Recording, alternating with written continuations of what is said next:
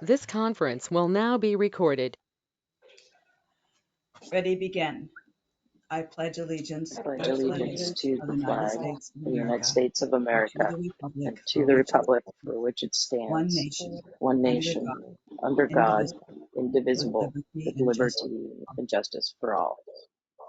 Okay, Thank you very much, everyone. I do thank believe you. it's roll call time. Yeah, let's go. Yes, Director Duncan. I am here. Hey, I see you. Director Johnson. Here. Are you having a leaky toilet fixed, Diane? No, it's my kitchen sink. It's really been a mess. Okay, good, good. Okay, good. It's very important. Fixing those her leaky pipe toilets. disconnected. Director Moran. Here, Out camping in the woods again. That's awesome. Vice President Baker. I'm here. Boring, sitting in a room somewhere. Gina's got it figured out. And then President Dice. I'm present. So, Good morning, everyone. good morning. Thank you, Jeff. We have an agenda before us for the day and for this morning. And if there are no objections or corrections to the agenda, I would entertain a motion to approve it. So moved. So moved. I so move. Wow, we got three. Does anyone want to second it? I'll second it. Yeah, moved by Diane. I think she was first, and Gina as a second. And if there's no discussion needed, I will call for the vote. All right. Director Duncan, Aye. Director Baker, Aye. Director Johnson, Aye. Director Moran, Aye. and I also approve. So we have an agenda to go with this morning. Thank you. Are there any comments from the public and or requests for future agenda items?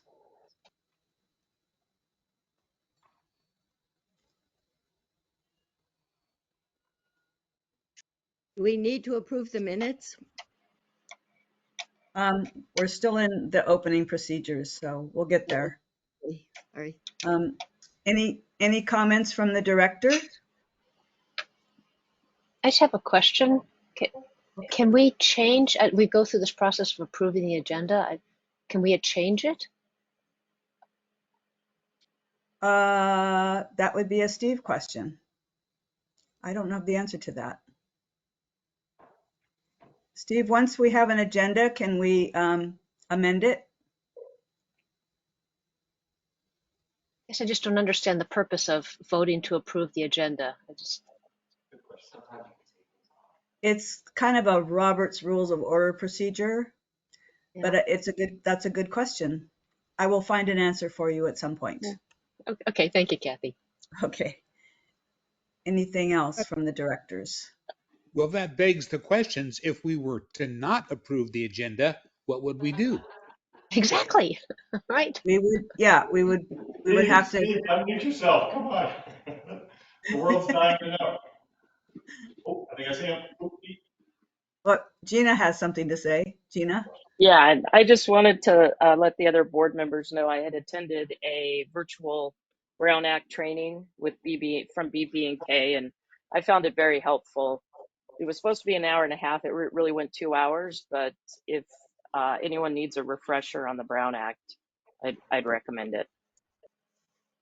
Thanks, Gina. So Steve, there was a question on the, you're unmuted, but I can't hear you, Steve. Well,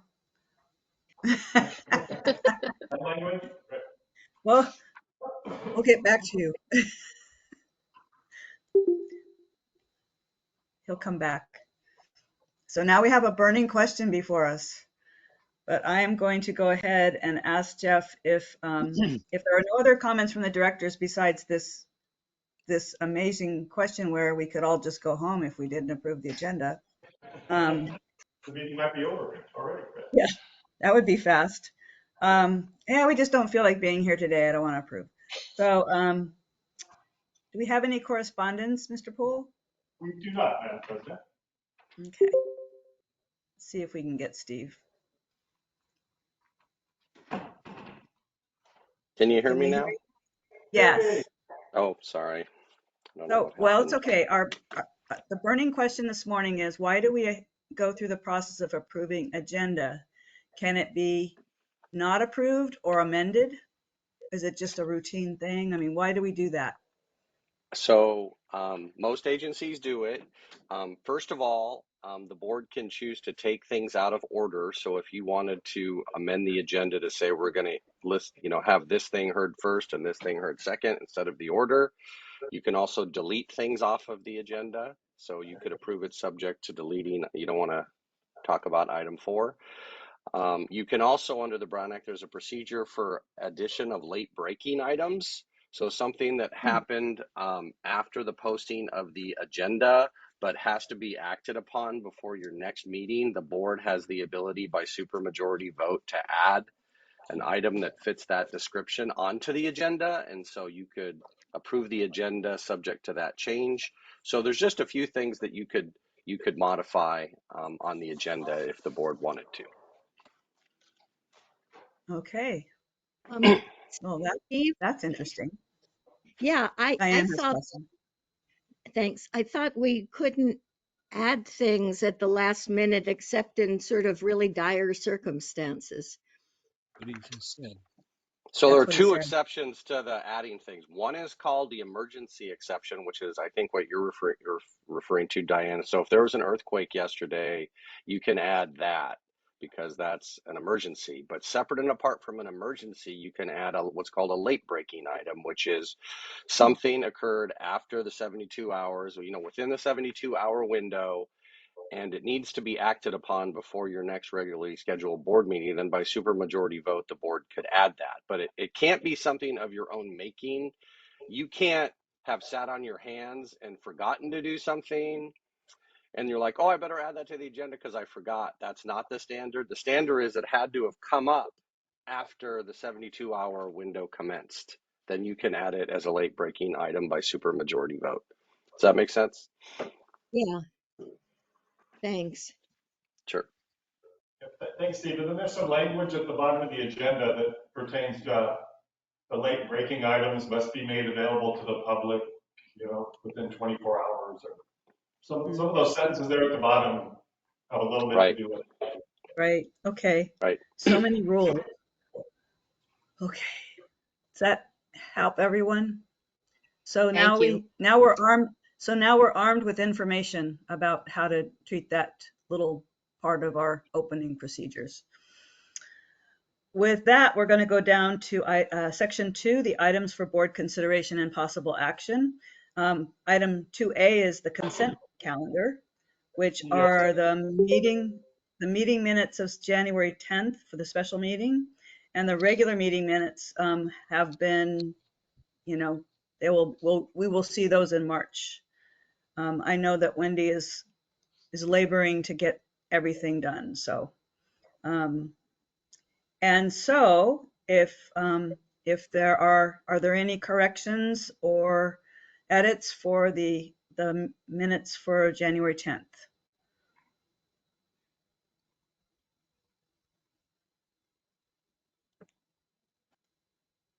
All right. So if we are satisfied with those minutes, I would take a motion to approve the consent calendar. So moved. Thank you, Diane. Is there a second? Second. Okay, thank you, Tammy. Um, any discussion or comments from the public are welcome? Wendy's minutes are just awesome. I hope I hope we get some that come close to being this good. I don't think Wendy can be topped, but No, no, we will right. we will miss you dearly, Wendy. But that's in the agenda too. So, all right. So I'm going to call for the vote on the consent calendar. Director Baker, Aye. Director Duncan, Aye. Director Johnson, I Director Moran, Abstain. And I also approve, so 4-1. Let's go to item 2B, which is our resolution number 2023-02-01, our very first one for this year, in recognition of the contribution of Wendy Quinn. Oh, wow.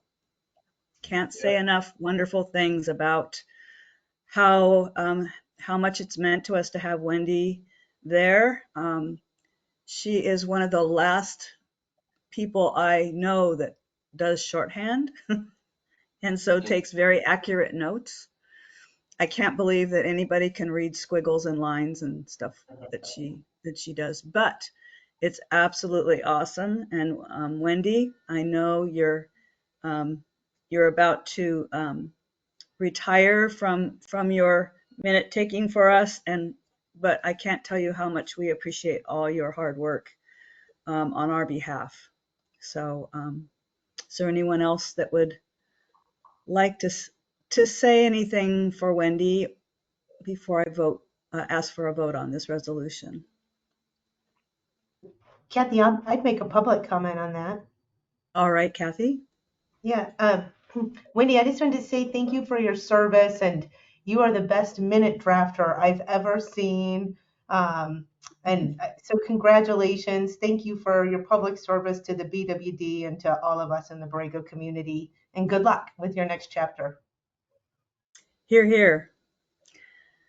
So, Wendy, we are grateful, and we wanted to express that with this resolution, and to wish you well and all what comes next. So I will ask, I will call for the vote on resolution number 2023-02-01 in recognition of the contributions of Wendy Quinn.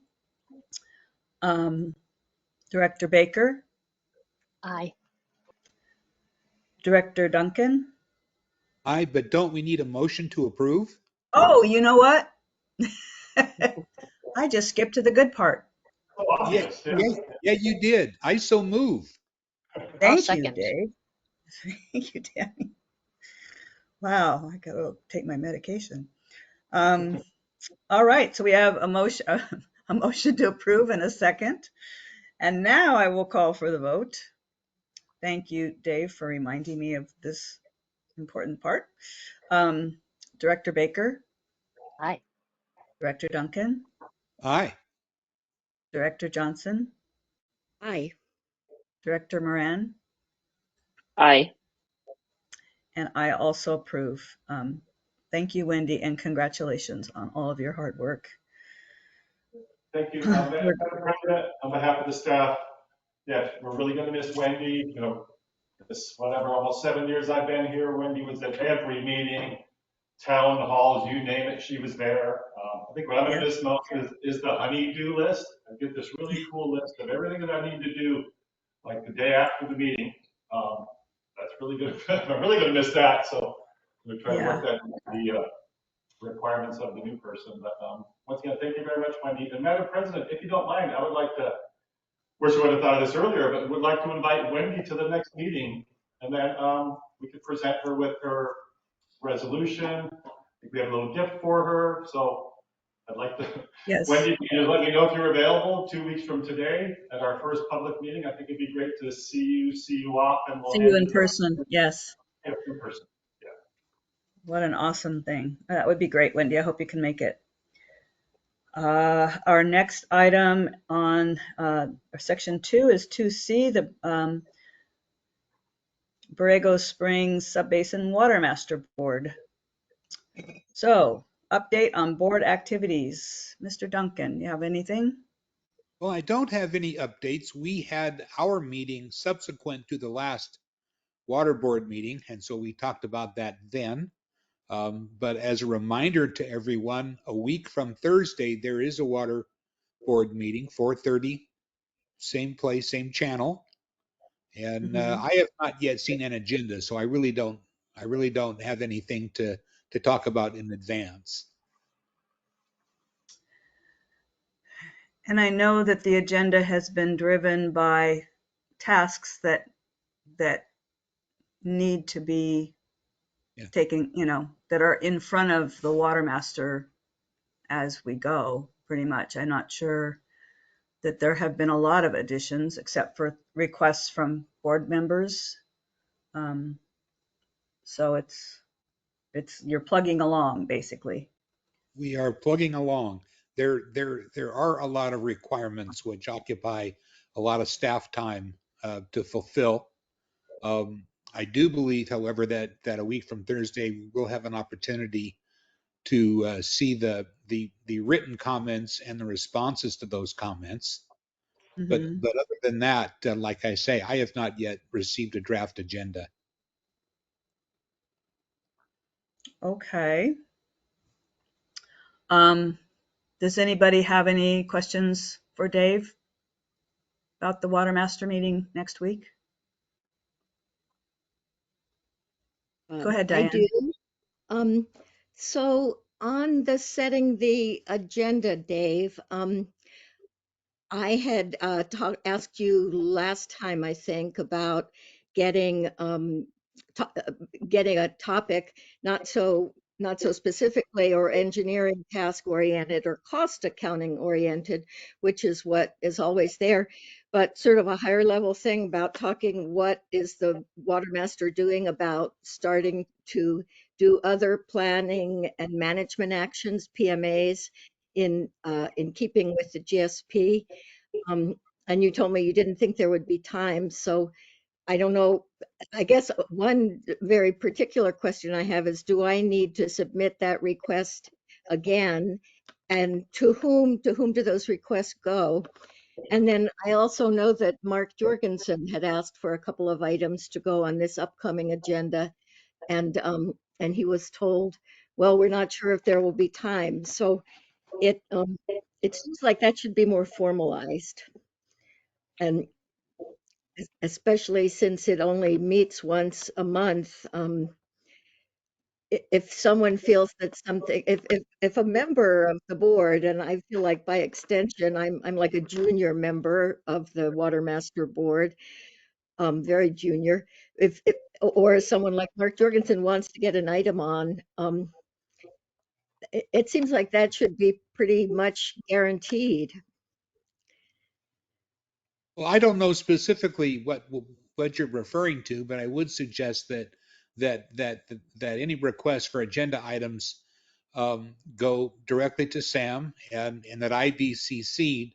I certainly have some leverage in terms of getting things on the board, but I'm surprised that there have been other topics raised by other board members that have wound up on the agenda in fairly short order. So I am rather surprised to hear that response.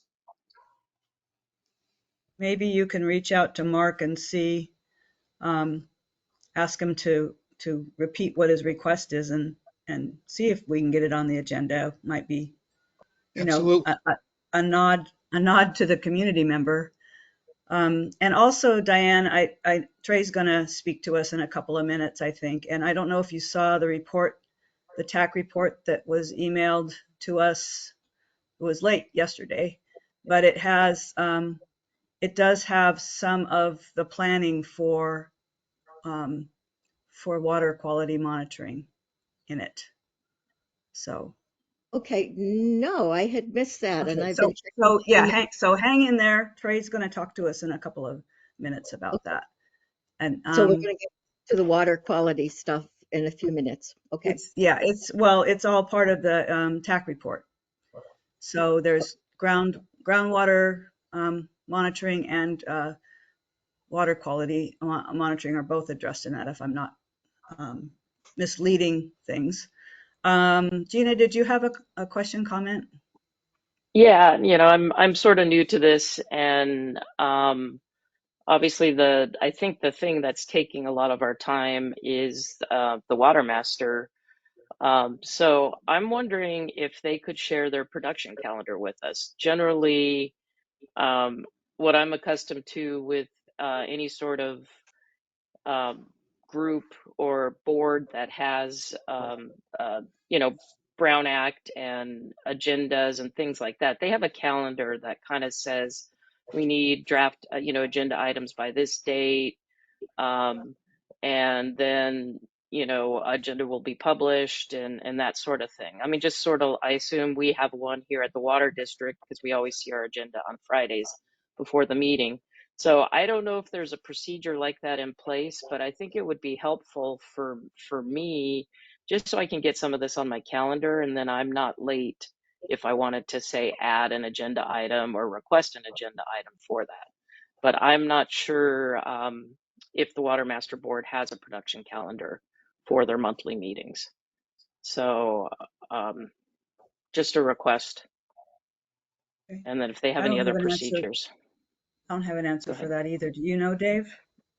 Well, there's not a formal procedure or policy. However, every meeting in the executive director's report, there are some items that are calendared, and people are given notice what is likely to be coming down the road, in terms of reporting requirements to DWR or the court as an example. The dates stipulated in the judgment regarding things like the water quality monitoring plan. In fact, we moved our meeting up considerably, to make sure that was submitted to DWR in a timely fashion.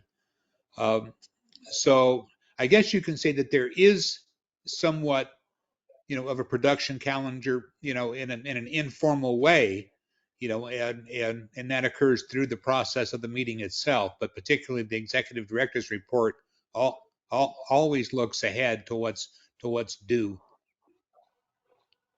Is it possible to announce when the deadline is for agenda items for the Water Master?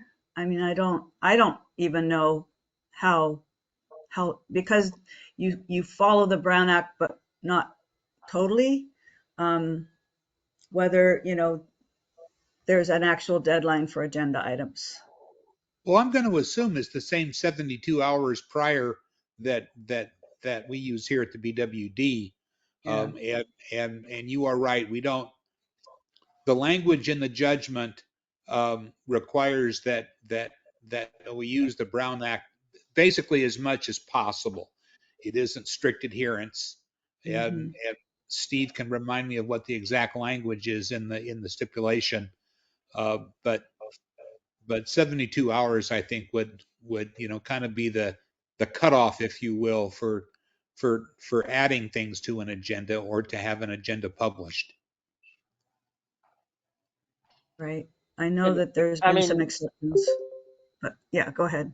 Go ahead, well, Gina. and maybe is it West Jost? They may have a calendar that they follow that they potentially share with us because they're the ones that are probably getting the agenda out and doing all of the the items, the executive director. I mean, I think it's worth a question just so procedurally, um, we know when we should be doing certain things if as a board, and then that may help us also, from my perspective, in case we have to take action or something related to something on a water master agenda, then we can get it on our agenda. So Well, I think it would be appropriate for a letter and a comment at the next meeting, from the BWD asking for some sort of production calendar and specifically asking about, adding items onto the agenda. I think that would be helpful. Yeah, I think it would be very helpful to the public too. I think it's sort of a good management practice in terms of outreach for the public to know, oh, look, the new monitoring report is coming out and maybe I want to attend that meeting rather than having to comb through the board package for the water master and, pluck out dates. so So this you're, is I guess point of order. Do we have to have a yeah, motion? Can we even do a motion for this? um, Sorry. Steve, am I right that we can just agree to do it, or do we need to vote on it? Yeah, you can just give Jeff some direction to do that. Yeah, that's what I thought. So what I'm hearing is that you would like the water master to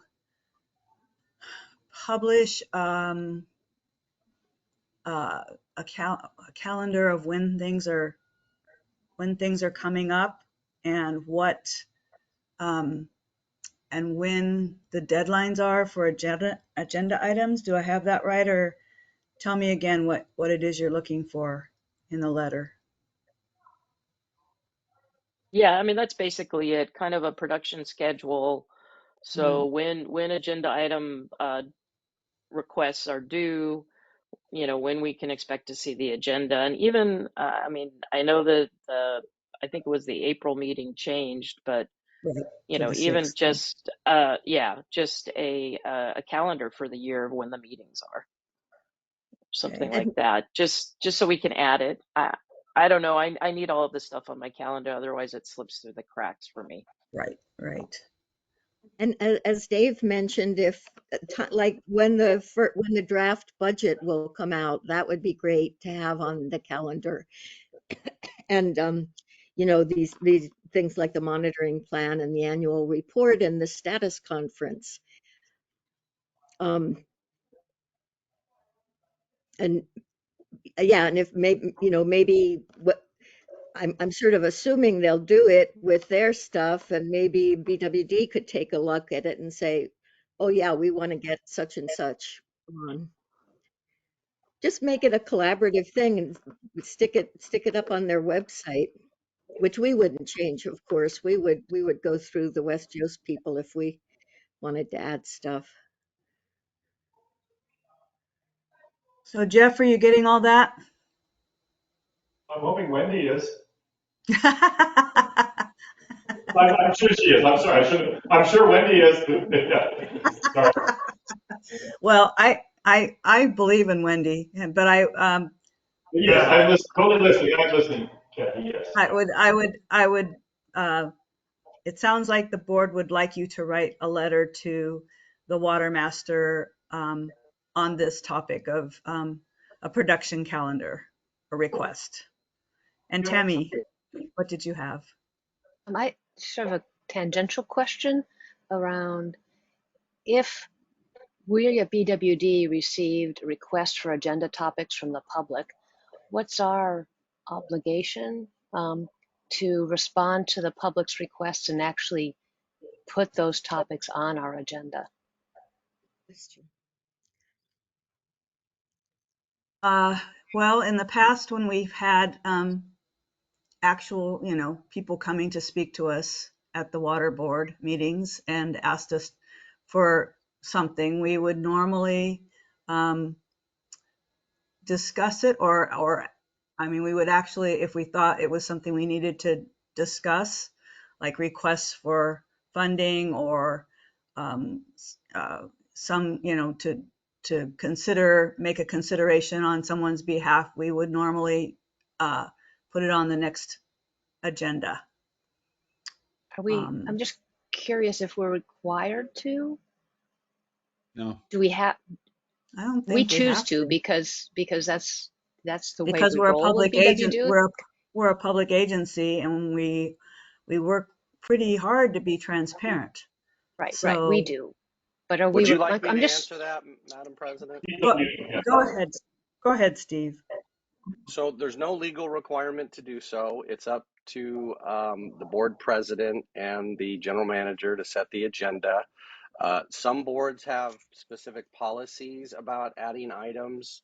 Most of those are related to what the rights of the individual directors, other than the president, are to add items to the agenda. They don't touch on the public, but I guess the way to think about it is if the public makes a request, then the board president or Jeff could add them at their inclination, or the board could give direction to Kathy, or at least tell her that their preference would be to add or not add an item that's suggested by a member of the public.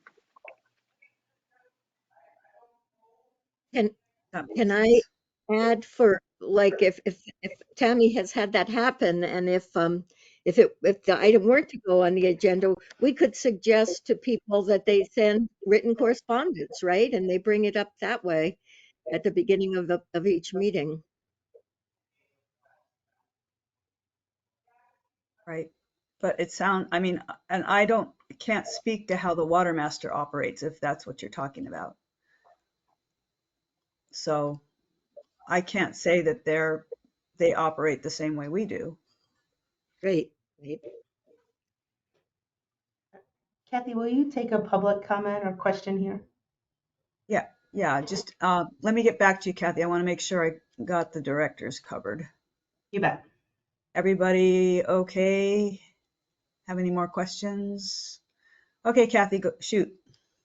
Yeah, I just wanted to say thanks to Gina for raising this concept. And I wondered if BWD also had a similar production calendar. I know that your meetings, I think, are the second and fourth Tuesdays. And so I've always got them in my calendar, but I don't know what's going to be on the agenda until, usually the Friday or Saturday before the meeting. And so to the extent BWD knows, in October, we always do the rate adjustment and we always have our town hall in June. And I know some of that you guys really know, but as somebody in the public who's not as seeped in it, we sort of forget when those things are coming. So to the extent you could also produce a production schedule, that would be helpful.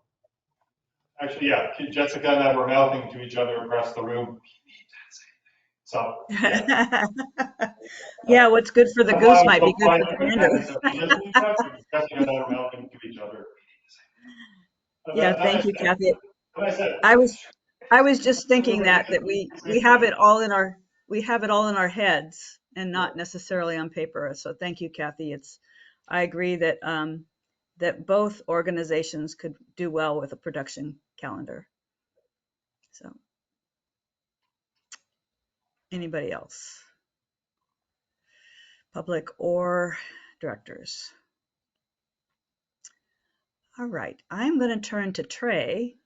Good morning, Trey, and ask you to update us on the tech activities. Good morning, President Dice. Can you hear me? Yes, good morning, Trey. Yes, we had a TAC meeting on February 21st, and your conversation is certainly apropos to the first main agenda item, which was the Water Master guidelines regarding the TAC procedures. This really stemmed out of our first technical review of a well permit, where it was unclear really the process. So I thought it was terrific to formalize it. They actually have prepared draft resolution 2301 that I believe is going to be on the Water Master agenda when it comes out. But essentially, it provided the guidelines for the TAC process to review technical issues and formalize the roles and responsibilities of the TAC. So I thought they did an excellent job. Made a few comments.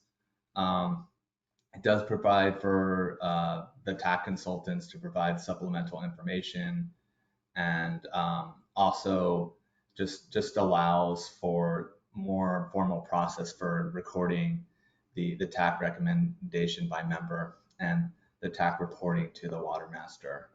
Are there any questions with that?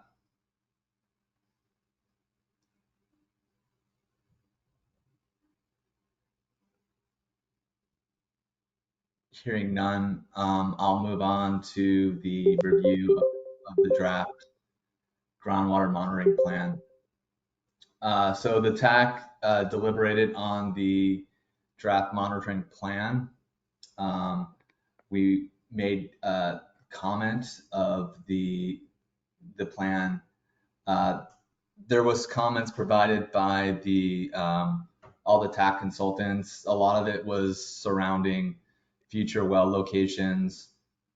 Overall, I provided the technical comments to you all for review. Those are due March 1st to the Water Master. Are there any questions with the review of the draft groundwater monitoring plan?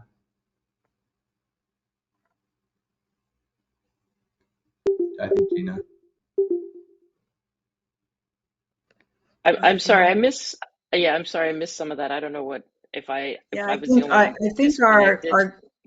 Trey, our go-to meeting went down for a few seconds, and you were Okay. just starting to talk about the procedures that were that will be brought to the resolution that will be brought to the meeting on the next water master meeting. And then we lost you. Actually, we Oh, lost everybody for a few seconds. And then when we came back, you were already talking about wells. okay, You'd been talking about wells. So whatever was in between that, could you give sure. us a little summary? Yeah, no worries. I heard a lot of beeping, so I wasn't quite sure what was going on. Yeah, yeah. Um, Yeah, so I was just going over the proposed resolution that I believe will be at the on the agenda for the next Water Master meeting. But Mhm. overall, it really formalized the process for the TAC members to review items before the TAC.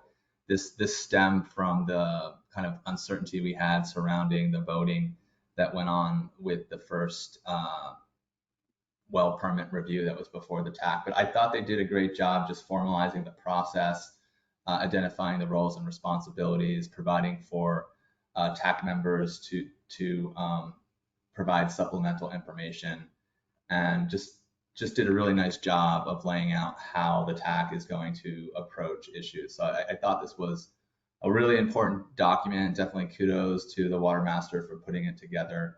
And I believe that resolution is going to go before the Water Master Board at their next meeting.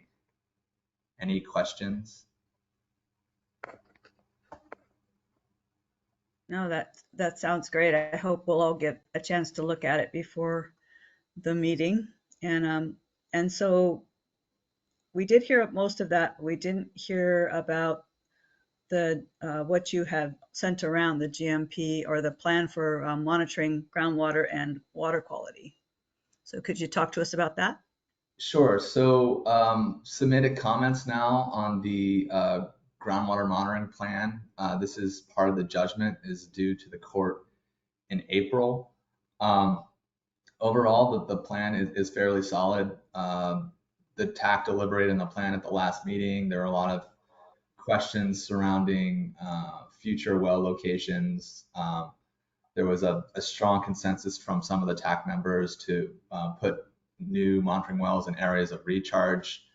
One of those primarily being Coyote Creek and in the area of the Borrego State Park. I explained in detail to the TAC members that several folks, including the DWR and Borrego Water District and others, have been trying to do that for over a decade, and there's some pretty large hurdles to installing, drilling and installing wells within the state park. So they're going to look into that again. There were a lot of just technical comments about needing to add more quality assurance, quality control, and trend analysis to the monitoring plan to better track constituents over time.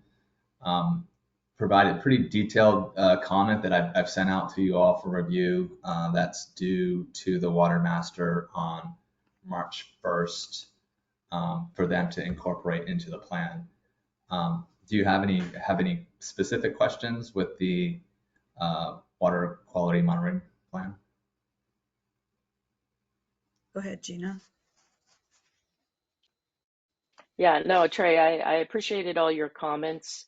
And I looked through them. They were very detailed, and I appreciated them. My thought was that if we want the weight of the boards to be included, that again, maybe we send a letter to the Water Master Board incorporating those comments in a letter format.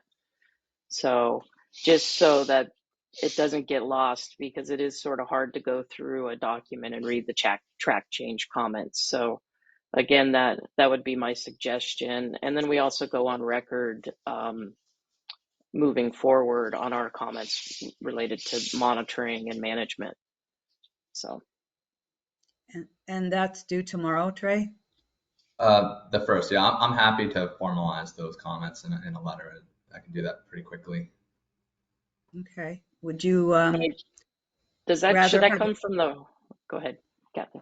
I was going to say, should it be on BWD letterhead? Would that be a better way to go? Or is it okay? I mean, I'm, I like or that idea. Okay. That we do both. Trey send in with his particular weight of experience, and also BWD chime in. Okay. Yeah, I think a cover letter to my technical comments would be fine. Yeah, I think one of the biggest just overall issues is that since development of the GSP, groundwater sustainability plan / groundwater management plan, is that the monitoring network really has not evolved. It's great that we now, I think as of this week, have a drill rig out in the north part of the valley with Department of Water Resources and Technical Support Services starting the multi-completion cluster well. So that is a step in the right direction. But we do have existing wells that have been documented now for almost half a decade that have not been incorporated into the monitoring network. We should have some of those wells come online shortly through the grant process where we can remove the existing pumps and motors and convert them from production wells to monitoring wells. So I think that's also a step in the right direction, but we're kind of on a 2-year process, if you will, to incorporate additional wells. So I think we're a little bit behind in terms of improving the network, but this is certainly a stepping stone. That is the monitoring plan to the court to do that work, and I look forward to working with the stakeholders to improve monitoring in the basin. Tammy? Trey, I apologize. I did not see this come in this morning. Was there were there areas that were of disagreement among the TAC members? And if so, what were they? I think it was just more along the reality and practicality of drilling in the basin, especially I think that some of the TAC folks were pointing to the recharge areas away from the agricultural areas where they would like monitoring wells. Several entities have been attempting to put wells in those locations, and it's just very challenging from an environmental standpoint and permitting standpoint to do that. I think there are certainly priorities, and one being just the north management area and the agricultural areas within the area, and downgrading of those areas to understand the water quality especially the upper aquifer in terms of the ultimate fate and transport of nitrate in the aquifer. I think that needs to be a focus. I'm not quite sure that that's the consensus of the TAC, but that's certainly how several of us have been pushing them, is just to implement the data gaps that were identified in the groundwater management plan through a monitoring network.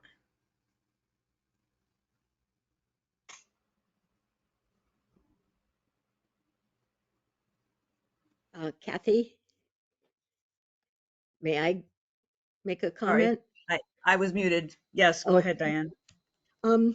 so this is not really a technical comment, but I think it should still be made, and I'm hoping that the other directors will agree with this, that it looks like this monitoring plan is pretty good, and Trey has done a good job of assessing it. But the framework that was put forth to the TAC was focused just on monitoring, and the draft report itself just cites the judgment section 6B that calls for the development of this plan in the first 24 months, and that's great.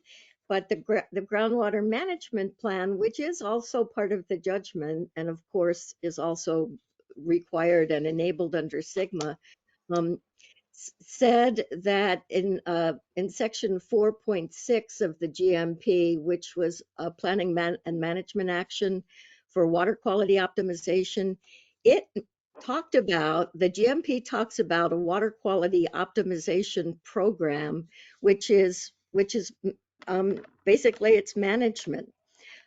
So this monitoring plan does a good job, unfortunately a little late, as Trey said, of saying, okay, we need to do monitoring. And of course, monitoring has to be the first step, but then what happens? Like we don't have a plan next for if we see that the water quality in one particular well is starting to go bad.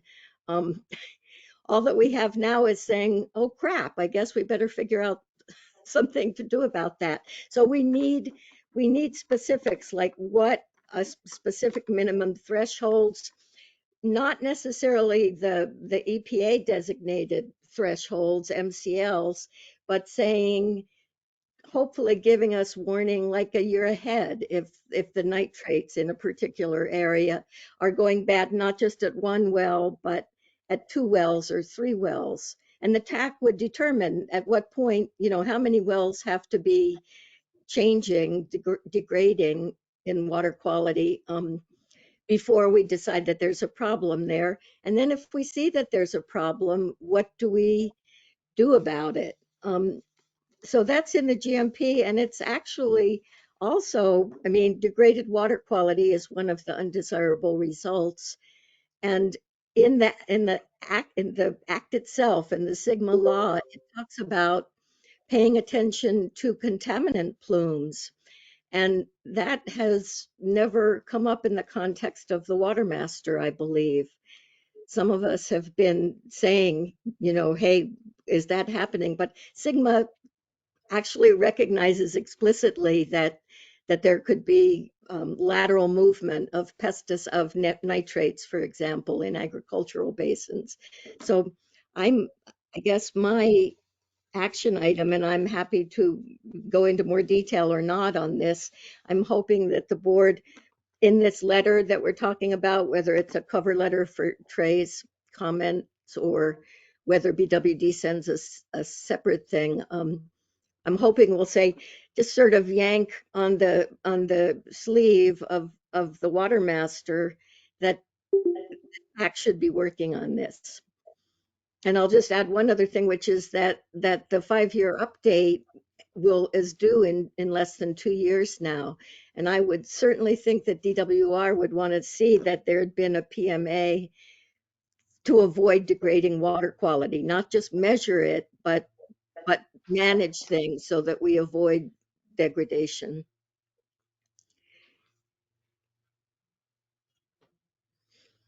Anybody else? Go ahead, Gina. Yeah, I mean, I echo Diane's comments, and I know in the report it said the plan, one of the goals is to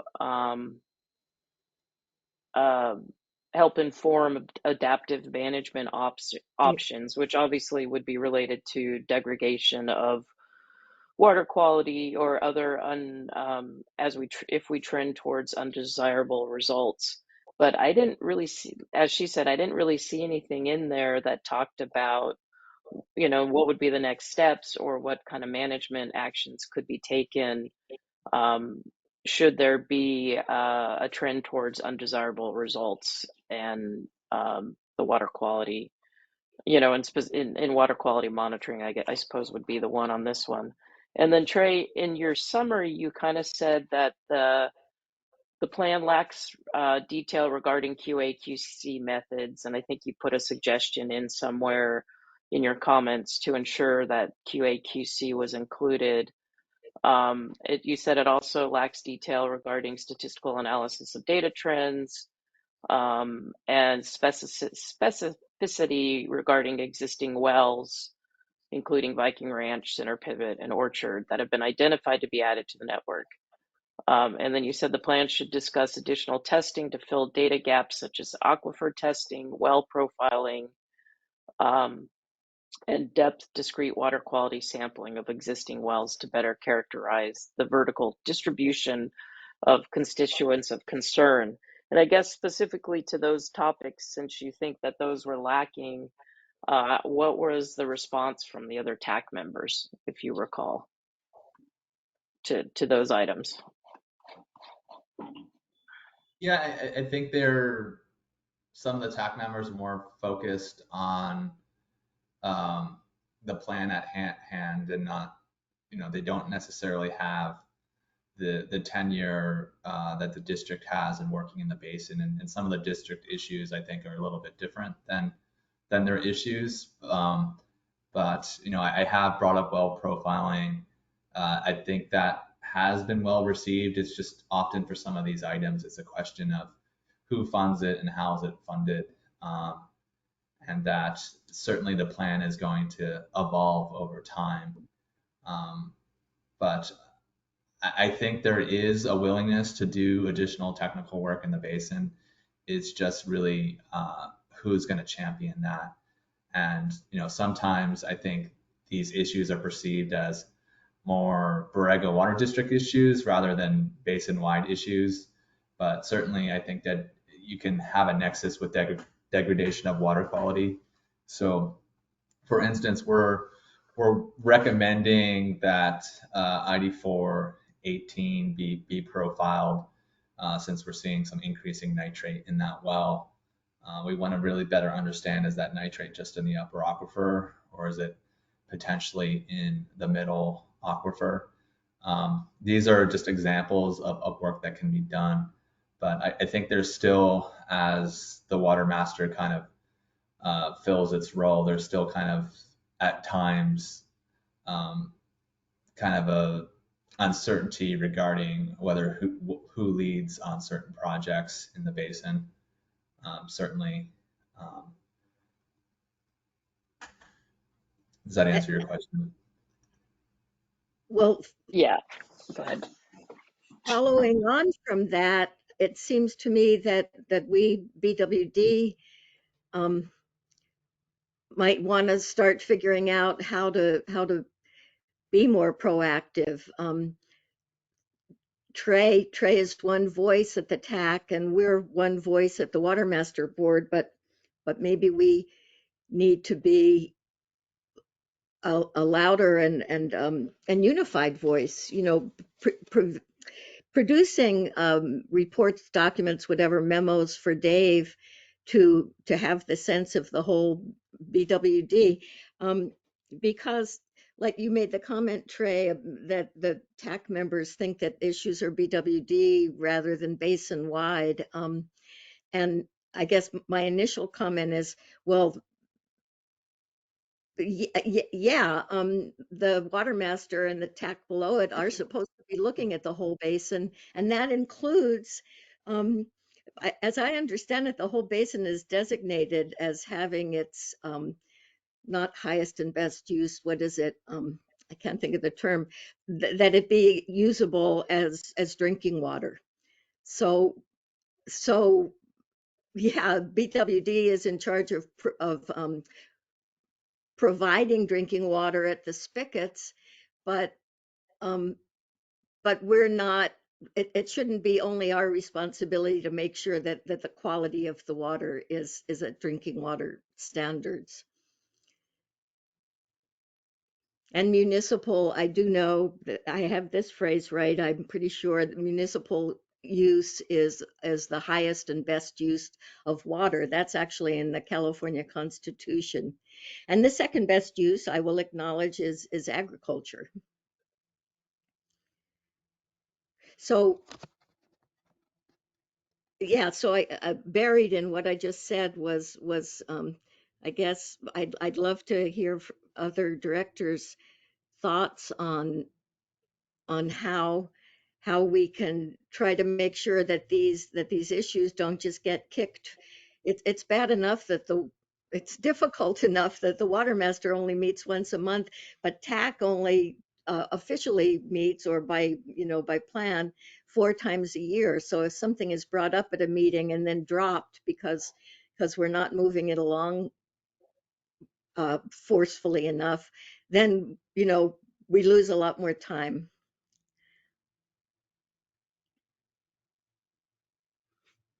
So I'm hearing two issues at hand. One is that tomorrow is the deadline for comments on this, on what has been developed so far. The other is a longer term sounds like advocacy issue for BWD. Do I have that right? Yeah, I think that's a good way to organize it. Yeah. So Dave, Ray, is it fair to say that the water quality monitoring plan does not have an analysis component at all? I didn't tend to see one in there as I read through it. Yeah, it was more of a reporting component. So that was one of my primary comments in terms of the statistical analysis. Also really reviewing the historical period of record for all the wells recently. We've only been reporting contemporaneous data, and often that doesn't tell the whole story in terms of trends. So that certainly was one of my primary comments, was that it needs to be more robust in terms of the analysis of the data. Well, those are my thoughts as well. In fact, in my mind, that there should be three components. One is the collection of the data itself, two is the analysis, and three is the action plan. If you find something alarming, and none of the last two seem to be incorporated into the plan, which in my mind makes the plan incomplete.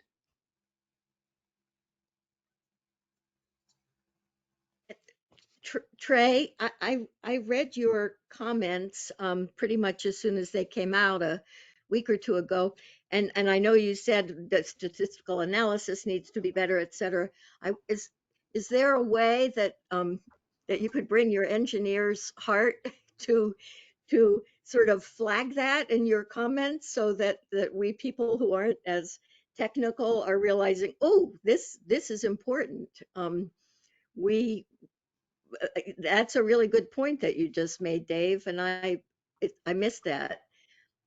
Um, Between the management that I'm asking for and the monitoring, there needs to be the analysis of the data, right? Correct. I thought Dave did an excellent job providing the executive summary to my comments. I was very in the weeds on those comments, so I think that Dave's right on in terms of the monitoring, step one, then analysis, and then finally action. And that was in this thing that came out last night. I'm sorry, I did miss seeing that. Yes. Okay, thanks. so I'm wondering if that can be BW's comment on this plan, that if we say that there needs to be more emphasis on analysis, and then it sounds to me like step three that Dave was talking about is almost like, okay, what do we do if the data is setting off a few alarms? What's the plan to deal with that? Is did I have that right, Dave? Or is it just more? No, I mean, there needs to be some sort of an action plan. I mean, Right, exactly. monitoring for the sake of monitoring doesn't get us anywhere. It's the action plan after we collect the data and analyze it, and then find that there's something alarming. What do we do about it? What are those thresholds? I mean, where do we begin to take action? And I think that both the GMP and the GMP makes it clear that I mean, we are to avoid uh, uh, harmful effect, not to just fix it after it's happened, but to move to avoid. And I think that's a very different standard. But to have no action plan or analysis tied to the water monitoring plan, I think is a deficiency. Okay. And I'm happy to bring that So up at the meeting. thank you. And so so we're on a very short timeline here for this. So I wanted to kind of bring this together. So we have some options here, and maybe we need to do both. And I'm wondering, Dave, if you could work with Jeff to draft a comment letter addressing that from the BWD. Yeah, well, I mean, Since you have tomorrow's an deadline is simply responding to the TAC report. Right. Uh, But we, that is a response, though. I mean, that we would yeah, like to see but I that. think in a more general response, we've got time to develop something to have prior to the meeting. You Right. know, I And I mean, agree with that, but I'm just thinking about getting a comment in for this. Um, and or, we can simply do a cover letter for Trey's report. well, I think included in that cover letter, should be the comments about, the lack of analysis and an action plan. I Okay. mean, I think that that's totally appropriate to add to the cover letter. Right. So, Jeff, are you Cat, getting this? Could Trey and you So, work on a cover letter? I'm sorry, what? I was over here nodding Kathy, my head. I received it, yes. Yeah, okay. Over Gina, this. Kathy. Yeah, and yes. I'm accustomed to kind of putting the stuff in a letter format, so I can work on something and get it to Jeff and Dave um, that and So, then he can look at it. And I mean, again, this sort of, not to go back to it, but this speaks to having the calendar and knowing when these things are due, so that we don't get kind of caught. And I appreciate that it was at our last meeting that Trey gave us his original comments on the groundwater monitoring plan. But I think the other step that would be helpful would be to say comments are due to the Water Master Board March 1st, so that then we have enough time to kind of react and get our comments with the weight of the BWD board into a formal kind of transmittal. So that's kind of, this kind of brings it all together home for me in the in why I had that other question earlier. So I'm willing to work on a letter pretty quickly, because I think I can put Trey's comments together, and then the more general ones that we're talking about as far as analysis and plan, Okay. and get it to Dave and Jeff. So if that works for you guys. we'll take it. Yes. Okay. Thank you, Um, I, Gina. That's wonderful. Thank you. I should just Okay. clarify that March 1st is the deadline for TAC comments, that you would Okay. have additional time for BWD comments on the plan up into the board meeting, and obviously Oh, public. so public comments on that isn't due tomorrow? Those are just for the TAC members specifically, so they have Okay. sufficient time to make revisions to the plan. Okay. And what's our timeline? What's our deadline for that? It would be up into the board meeting where they would Okay. receive public comment on the plan again. Okay. That's good to know. So anyway, I appreciate your offer, Gina, and sounds like Jeff's going to take you up on it, and we'll go forward with that as Yeah, our Madam President, we still want to proceed with making comments, so at least the TAC can see what our comments are? Wouldn't we still want to turn yeah, this yeah, around? yeah, yeah, Or get the same yes, comments, right? Okay. yes. So yeah, let's do this and have it ready today. But yeah, thank Okay, you, Gina. that'd be great. That would be great. Diane. Regarding what Jeff just said, I think that this is another big question that that we might want to start chewing over with the water master, is this advanced planning stuff, which is required, of course, for adaptive management. Um, does the water master do that? Is that appropriate for the TAC members? Um, is there some other kind of consultant who would help with that? I mean, right now TAC addresses very technical issues, and the water master has been pretty much focusing on costs and amounts of water um, pumping, and hasn't been looking at the management issues, the GMP type management issues so much. Um, it seems like that's something else that should be straightened out. And then I just had a quick detailed question for Trey or Dave. I'm not seeing an email from Dave. Trey, you mentioned that Dave had a good cover letter. Have we all seen that? Because I I don't can think that provide was, some. Yeah, I can provide something about this management stuff to Jeff to help with getting that letter out tomorrow. But maybe I, Dave has already done it. Diane, I think that Gina offered to do that. So Well, we I we think have that. We have that. If you want to send some information to them, you can. But I believe that Gina is used to writing those kinds of cover letters and has done them before and has offered to help Jeff with it. right. I think Gina's focusing on Trey's technical comments. I was just offering to have like 3 sentences on the need for management in addition to monitoring. But maybe Dave has already written that in whatever Trey has seen. No, I'm not, Dave yeah. hasn't written anything. Oh, I have written nothing. Oh, And okay. All right. So I misunderstood what Trey said then. Okay, So, Gina, could yeah, you I explain what I'll you're work. going to do? Yeah, I mean, I was going to incorporate Trey's comments into the various sections. That's what I'm used to doing, saying, section 1A, please include this or make recommendations or requests, but have an opening that kind of discusses that this is a great monitoring plan, but it lacks data analysis and a subsequent action plan to, uh, that sort of thing. And then Diane, if you want to send me some sentences related to management, I can put those in as well. So happy to do that and get a draft um, to Jeff and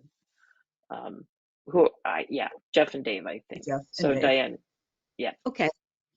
Okay. And great. And so I also think it would be, and maybe this was something Diane had in mind, but the idea of reminding the water master that water quality is not just a BWD issue.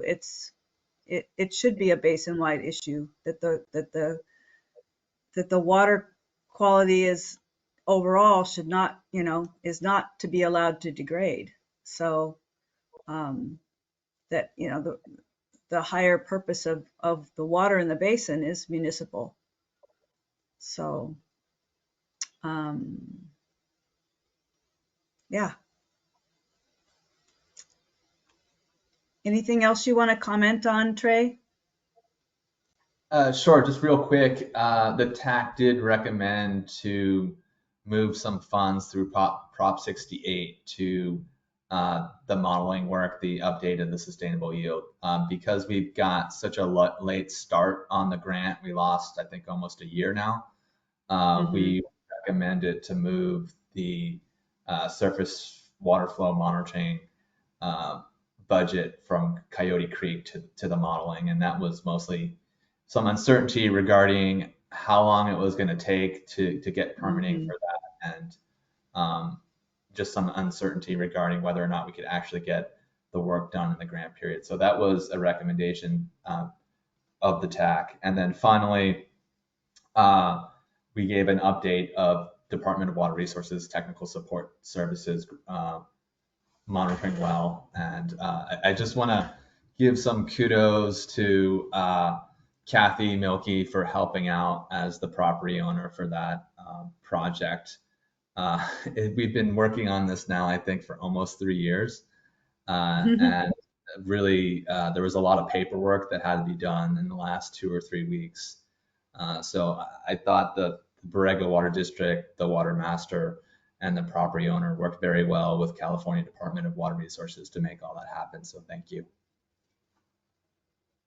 Thanks, Trey. Yeah, That's and I great. think just to clarify for those who didn't know that the earlier delays for several years, I think, were mostly related to the DWR and it figuring out its grant and processes. And then at the end of 2021, they changed their land use form, which we'd already all commented on. And so anyway, we ended up getting it done in short order in about 2 weeks. And last week, Jeff and I were on site and met with the driller and DWR, and Alan from the BWD also came. And it's moving forward this week. So congratulations to everyone. I know that having another monitoring well in the northern management area will certainly be a benefit for groundwater quality and groundwater level monitoring. Yeah. Well, thank you, Kathy, for your help on that, making it go forward. Yeah. So, and thank you, Trey. Does anybody have any other questions for Trey? So, so we have a letter If, that will you be know, I don't going have to, anything, sorry, go ahead, Dave. well, I don't have anything specific for Trey, but I would like to remind everyone again that, as has been described, tomorrow's comment period is for the TAC. We have until, Mhm. I believe it would be next Monday, March the 6th, to provide additional comments regarding the plan itself. And I think it would be appropriate to develop some sort of comment, whether it's in letter form or presented at the meeting, about our concerns about the plan itself and the lack of assessment and action that's not included in the plan. I think that those are critical things to make the plan effective. So we have some time to develop further comment by next Monday, March 6th, about the plan itself and not necessarily just the TAC comments. Okay, Gina. Dave, can I do a yeah, but real quick, if you don't mind? Sure, I yeah, think, but what? yeah, but the yeah, but is, I think we're setting ourselves up again for well, the TAC didn't have all the information.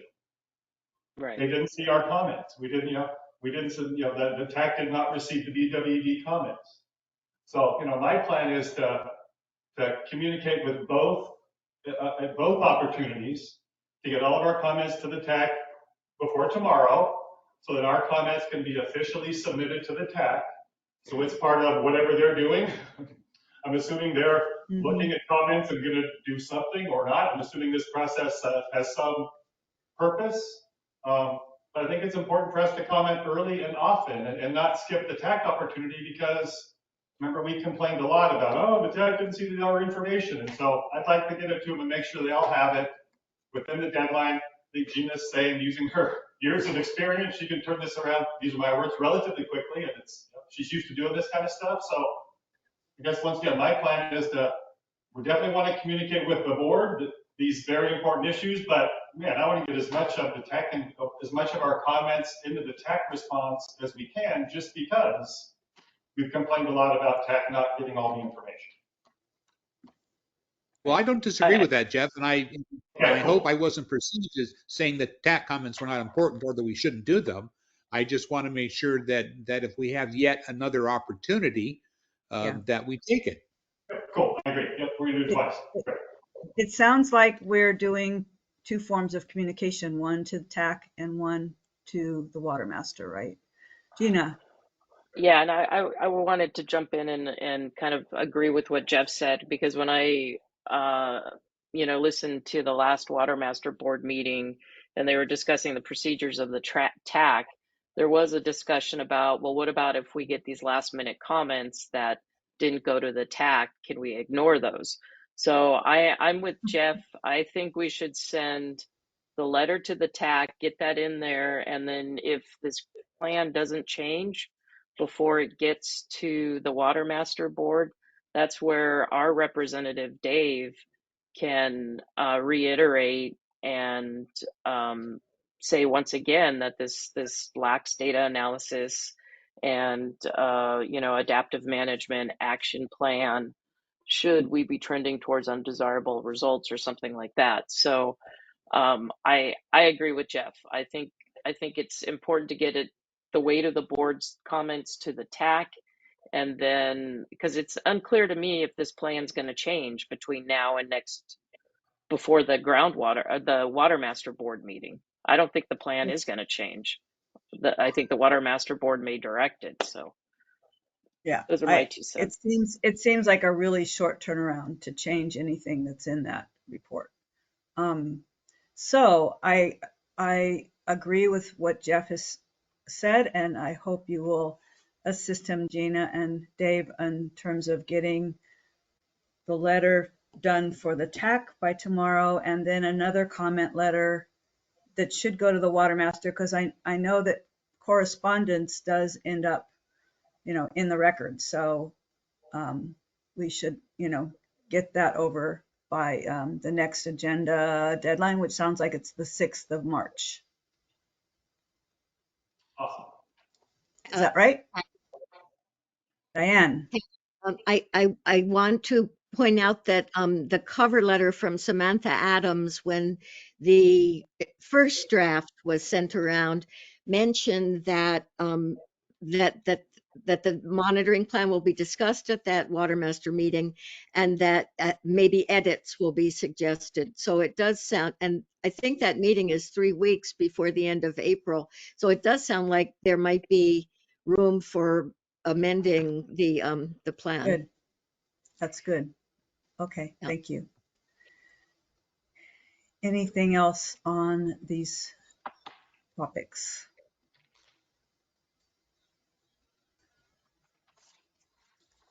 All right. I think that was a good discussion, and I thank you, Trey, for your input this morning, and the directors as well. And we have a plan going forward, at least until the next meeting, right? So let's go down to section 3, the board committee reports. If there are any for the standing or the ad hoc committees. I know that the budget committee is planning to meet in March. We haven't settled on a date yet, but a date and time, but it's coming. So we'll be starting to work. Here it is March, and we'll be starting to work on the next budget for the following year. Does anybody have anything else for the ad hoc or standing committees?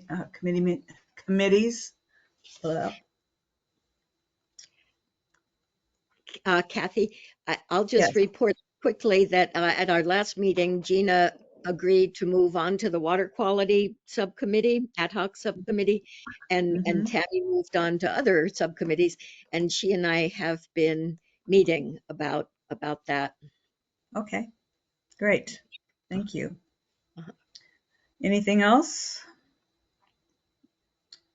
All right, we'll go down to section 4, the monthly financial and operations report. It's Jessica's turn. All right. Good Good morning. I will. Um. Oh, cool. Let's control the screen. Sorry, trying to share my stuff for you here. Oh,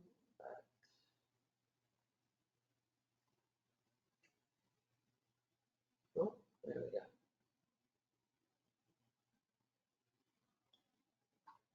All right, here we are. Cool. So a quick review on our finance reports from January of 23. So at the end of the month, we had about total of 8.4 million in all accounts. That includes just under 1.4 in remaining bond funds. January, we had a pretty decent month in terms of sales. Total water rate revenues were 268,000, sewer revenues about 52,000, for a combined total, including our our December taxable payments that get deposited in January. So our total income for January ended up being 423,630. In terms of expenses, operating general O&M, R&M was about 64,000.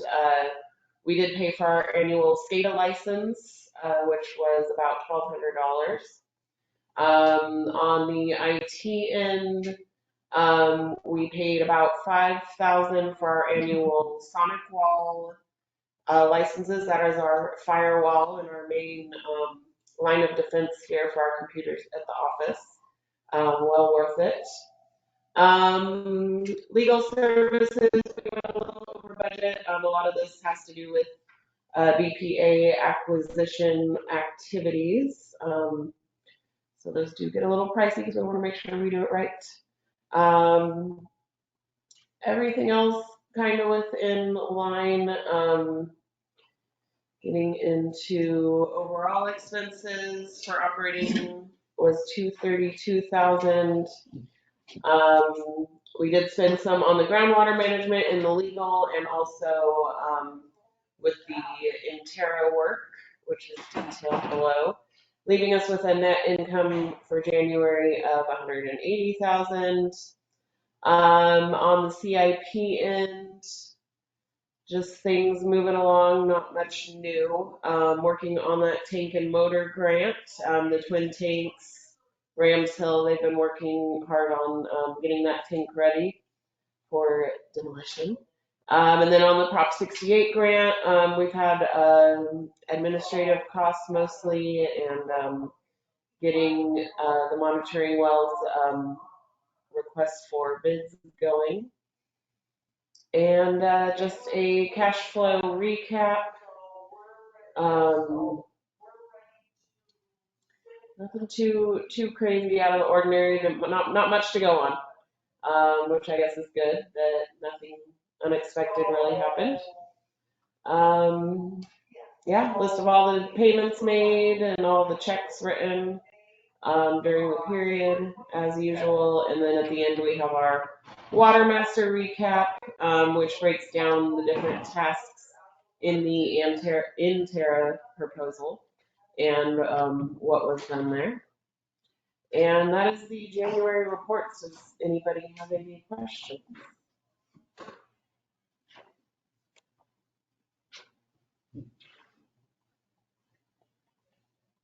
I think that it's sounding like you've covered it, Jessica. All right. Yeah, I'll fill in a few more details with my update on the finance department later. So. Okay. We'll see you in a few. All right. Do we have water and wastewater operations reports or water production reports? Jeff, do you know? Oh, yeah. I think, I know Alan is under the weather. I did get a text from him this morning. Mm-hmm. Roy's here. Yeah, Seems like Roy's here. Roy needs to unmute himself. Okay. Roy, are you there? Sort of, kind of. Oh, there. Can you hear me? There you are. Okay, Yes. I'm here. I guess wastewater, everything is being working normal. You know, we have a lot of issues with the power going on and off, generators running 4 or 5 hours because the power issues that we have. But other than that, you know, like everything is working the way it should be, you know. Uh, we got a few days where the water got up to 116,000 gallons a day. You know, it was a lot of water coming in. This month it got a little worse. I got 120,000, about half of the capacity of the plant, where I had to run the extra clarifier, send the water there, delate it, and then send it back again little by little. But other than that, I mean, like, hey, since we did the rehabilitation on the plant, everything is working pretty good. I like it, you know. I'm happy. We like it when you're happy. So that's good. Yeah. Tammy. Yeah, Tammy has a Roy, what, question for you. yeah, hey, Roy, nice to see you. Hey, What same thing. caused the sort of spike in, if I could call it a spike, the 116 gallons per day? What caused that That's usually extra? during the weekends, you know, when all the people's here. You know, I think that was the 16. It was on Monday, and it wasn't even a holiday when the spike came down. And then the other one, it was on Sunday before President's Day, and I know there was a lot of people in town. That was 120,000 gallons. And then after that, it went 90, 118, 105, 107. So, you know, like, I don't know if we getting more people coming into Borrego or it just the restaurants are really busy, you know, dumping all the water. Do So, we I mean, get it's good any for us, you know. storm runoff? Does the rain impact our plant at Uh, all? I'm not gonna say no, probably, you know, because you know a lot of the manholes, a lot of them they're not sealed on Palm Canyon Road, And usually when we have a lot of rain, you can see all the water gushing through the main road coming downhill, and some of the water gets inside the manholes. Mhm. So, it could be that too. And Well, go sorry, ahead, last Judy. question. Do you, Roy, get some sort of trigger or alert, particularly like in a day you don't expect it, Monday, that there's a lot of inflow and that you're going to need to do something special? How do you know that's Actually, you know happening? what? Actually, I don't have any like a high alarm of the inflow that is coming in, but it's a good idea to, like, because we have all the SCADA. We just have to put a sensor that reads that it detects. Like we can put it any number. I can put just 100,000 gallons to send me an alarm. Hey, you know what? There's a lot of water coming in, because usually it doesn't come all at once. Like it holds on because the lift station, it can only do so much, pumping the water into the force main, and then the rest of the water stays behind, and then it pump it and then stays behind, and then it goes like that in a cycle through the whole day. It's not like 110,000 gallons came down at once. It's Mhm. just a 24-hour period that I have. But you're right, it's a good idea, because like I said, last Sunday, on the 20th, it was a 19th when I got 120,000 gallons. On Monday when I came down, I can see like, oh, what happened here? My water was like all disturbed, and then I'm going like, wait a minute, I have to do something. So I raised my weir or my oxidation dish to hold it, and then after that, the water that was in one of the clarifiers, I bypass it into the second one, and then I lower my weir again, and then I start treating little by little my process, and then like every day I do like 3 cycles on the other clarifier, and I send it back again, and then I switch again, and then I go back to normal. And then the next day I do another cycles, so that it's not going to be a whole lot, because you can only handle so much before, especially if I'm going to do any testing. Like if I already send my samples, Mm. I don't care. I can do it once. Even if I have to run my oxidation dish 24 hours a day. But if I do that, my nitrogen levels, they go up. So if I'm getting really close to say my sample, I don't want to do that, because I'm going to be in violation. I prefer to hold the water on the clarifier and then just do it little by little. I don't know if I make you more confused. It's kind of. No, no, that makes sense. That makes sense. So, well, it sounds like, you know, you're keeping a good eye on things, but maybe a Well, sensor would help you. yeah. So, Diane. So Roy, is it possible that there would be a scenario if we had another super bloom like 2017 where water was actually backing up through the manholes on Palm Canyon Drive? Uh, Wastewater. I don't think the water will back up, to be honest, because a lot of the manholes on Palm Canyon, some of them are 12 feet deep, and other ones are 10 feet deep. We tested when downstream came down a couple years ago and they cleaned the force main. We tested where I can stop the lift station 24 hours, and the water is not gonna come out of the manholes. It will back it up, but it's not gonna overflow the manholes. Because in order for us to get the flow from Palm Canyon to the lift station, which is Borrego Valley Road, we need a lot of a slope. So that's why the first ones are like really deep, and then it keeps going, and so they're never gonna come out. I mean, I shouldn't say never, because it can happen, and I don't want it to happen while I'm here. So usually I already test them where we can do that, because when they did the force main, they had to cut every 1,000 feet. They cut the line and they vacuum everything. So in that scenario, what we did, we stop the water at the lift station, we hold it for 24 hours, and then the next day we flush it again. But I mean, it can happen, but we shouldn't let it go that way. And going back to the super bloom, I'm like almost 100% that we're gonna have a lot of flowers with all this rain. So I just have to keep my eyes open, like whenever I see a lot of people in town, so that I'll be Yeah, ready at the and wastewater plant. a lot of people in town I mean, a lot of the extra people will be absorbed in the porta potties, I think. But the restaurants have already been very busy, and there are a lot of people in town. And I suppose, um, yeah, the restaurant capacity has almost been reached, but I guess it would just have to go on longer to serve everybody. So yeah, it'd be interesting. We'll be interested to see what happens in this next month, Roy. Yeah. So anyway, we Ro- appreciate what you're doing and how you're Well, paying attention to everything. I just try my best. That's all. Yeah. Roy, do I remember the lift? Is the lift station down by La Casa del Zorro No, or up? no.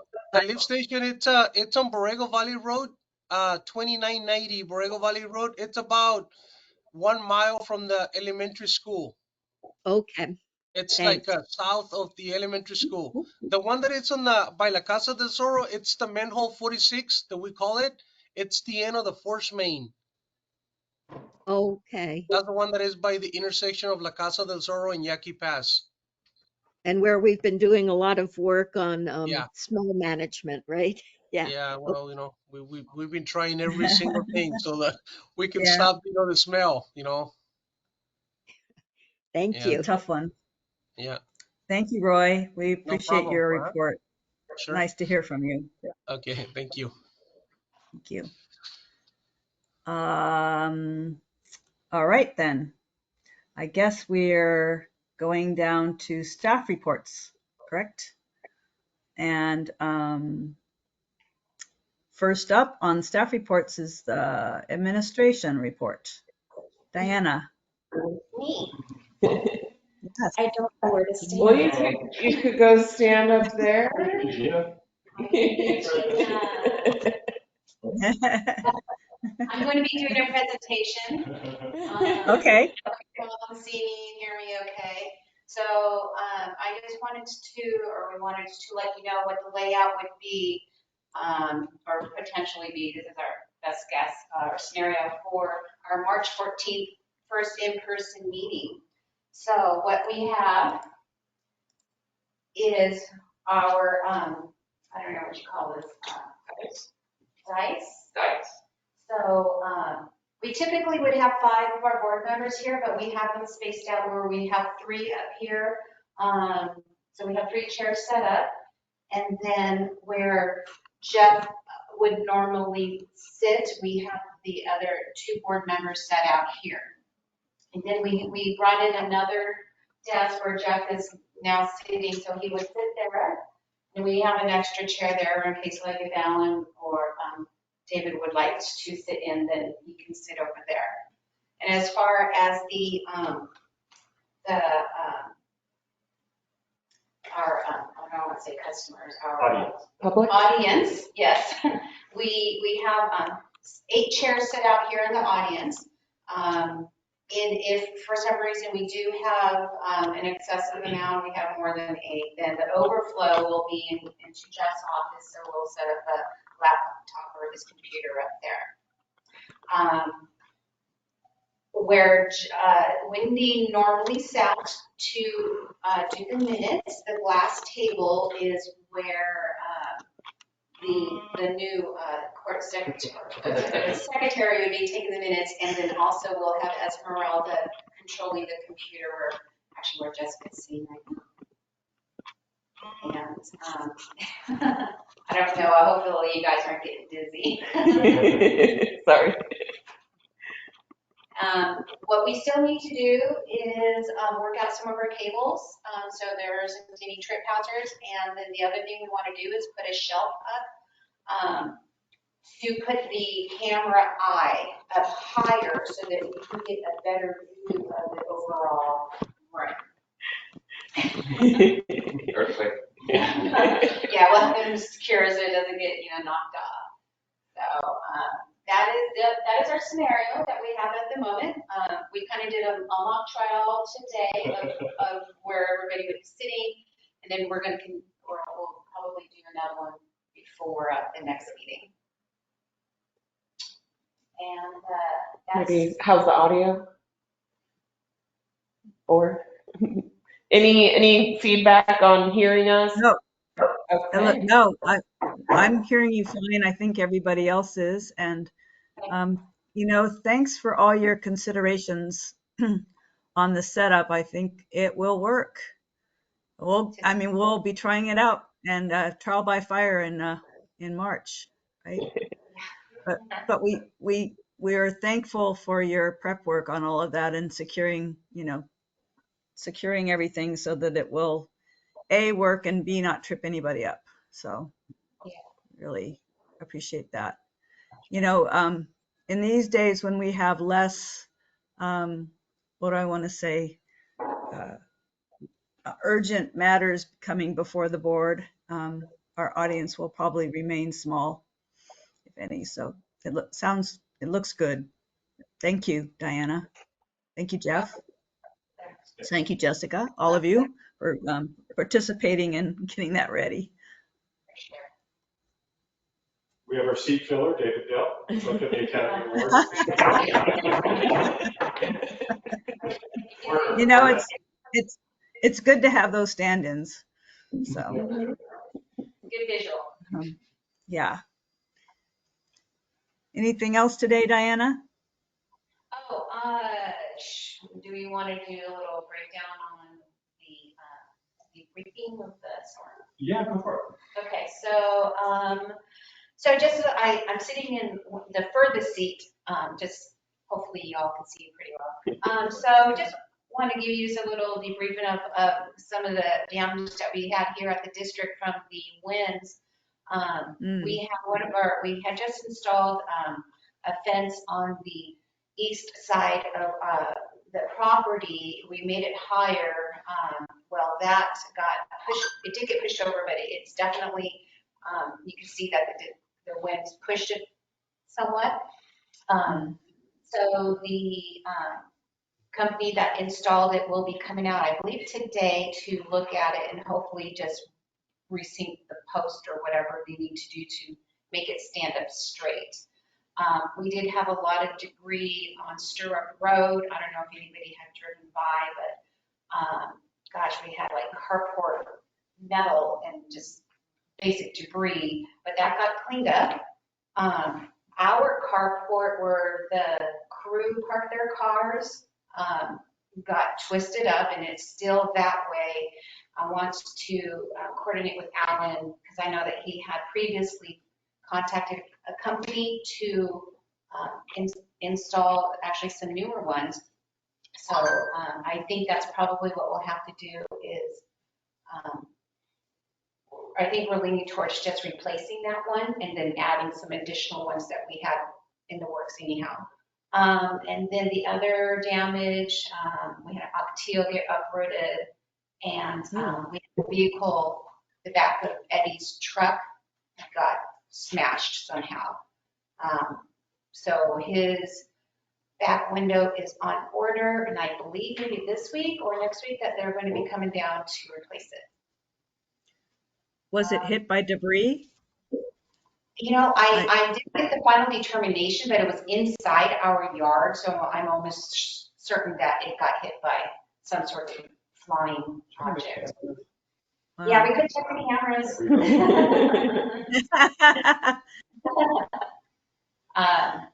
I think a whirly bird on top of the roof got flung and ended up in the bushes, so that's still sitting on the back porch. I have been up on the roof. I don't think the boys have either to see if there's any damage up there. Yeah. But that's about it. Overall, I think the building fared pretty well. It was pretty sandy in the doorways, but there's still a lot of sand in the parking lot that needs to go somewhere. Wow. But all the other facilities in the field were okay? I didn't hear. Yeah, I mean, the guys did a lot of work to keep the mobile generator going from well site to well site to keep the tanks full. Right. The power was out for what, 36-ish hours? Yeah. Maybe not at every well for that long, but there was a sustained power outage. So a little bit I heard I would love to have Alan here today to give the operations update because that's really fascinating in my opinion. But I remember with the bonds that we issued in 2015, at Greg's recommendation, we put in a lot of quick connect electrical connections. So it was real easy for us to pull up to the well, plug in the generator and just fire it right up and go. So I think that all worked Yeah, without any problems whatsoever. So that was all money well spent. And yeah, Good. Yeah, first time it was tested, it worked. I know that Hugo was on call and he was getting quite a bit of phone calls, but, and he was bouncing back and forth to their well sites to make sure that the tanks were full. So that was the first priority, is just to make sure that the tanks were full, that the community was getting water, and, That yeah. Hugo was helping SDG&E, right? Jess, you said Right. Yeah, they had to mark out some of their lines because they had to do some digging when all their poles fell over. So Yeah, Jeez. park house and stuff. yeah, that was Wednesday It morning. was quite a storm. we survived. Thanks. Thanks for the update. I'm glad that we had only minor issues, because not everybody was that lucky. So, all right. Thank you, Diana. And Jessica, it's your turn again for All finance. right. Yay. Okay, so things are kind of calming down. I have been finalizing all of the questions from the auditor.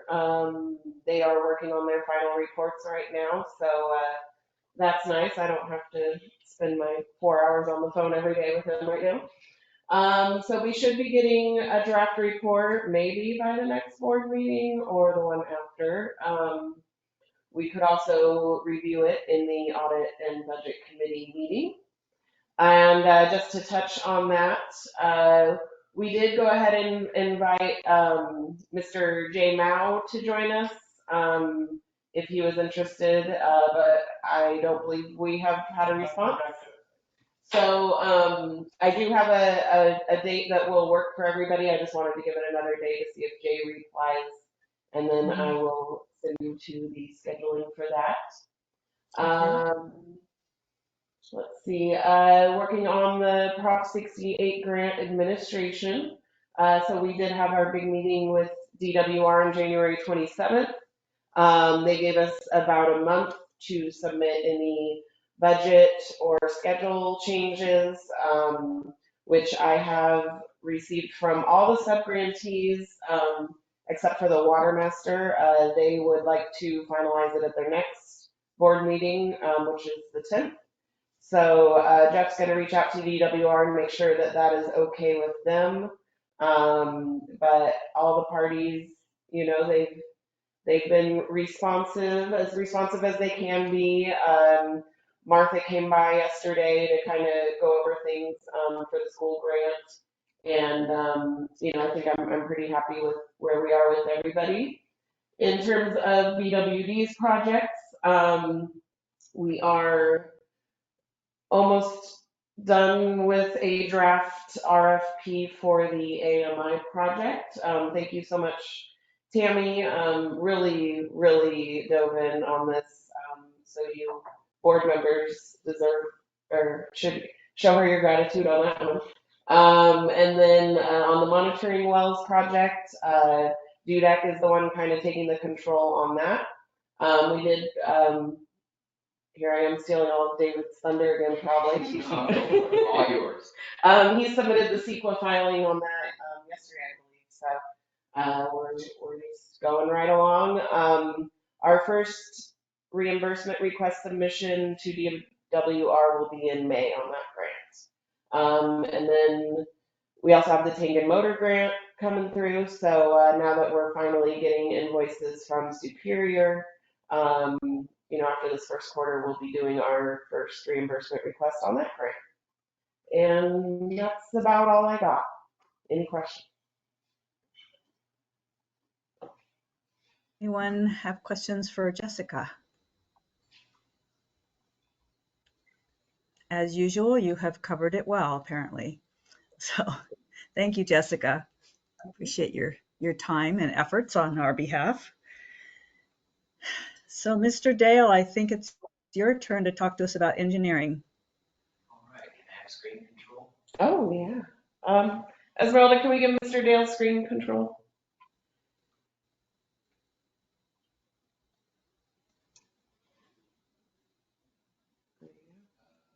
Which one do I do here?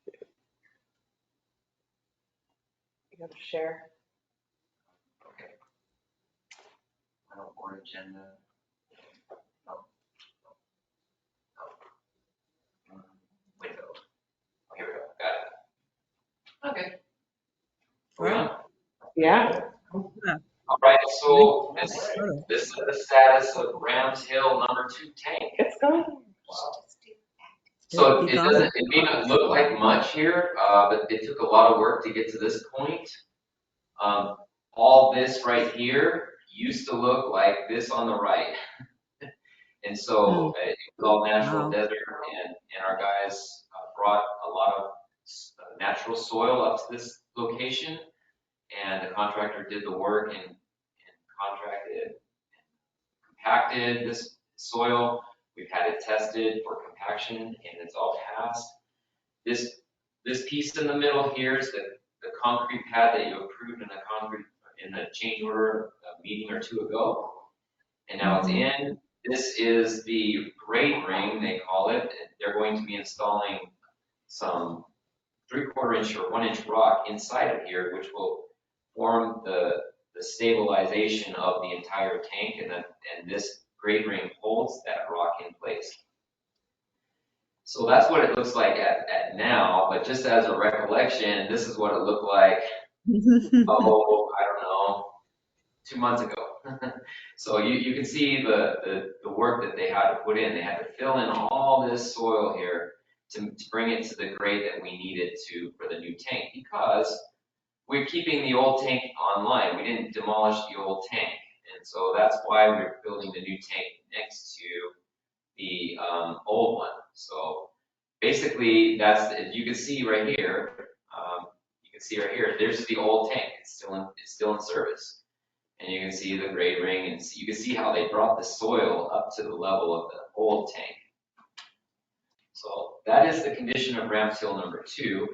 The tanks themselves are being manufactured right now, and they're going to be building the twin tank. We're calling it the twin tank now, not instead of twin tanks. There's only going to be one tank there, and so this is the status of the twin tank.